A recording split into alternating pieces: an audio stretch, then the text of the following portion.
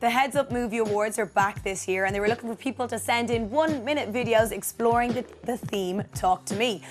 Well, they had loads of responses and they picked the overall winner. They are going to be given an award and €1,000, and now they are about to get their TV debut, so let's have a look.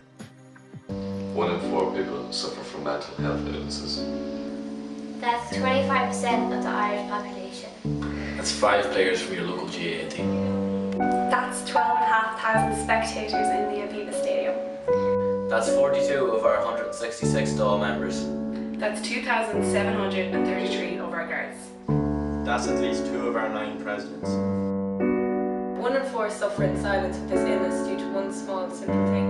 Stigma. Stigma. Stigma. It's time to stamp out the stigma. It's time to talk. It's time to talk. It's time to talk. It's time to talk. Great video there. Massive congratulations to Sinead and Virginia who made that and enjoy spending that €1,000 over the summer.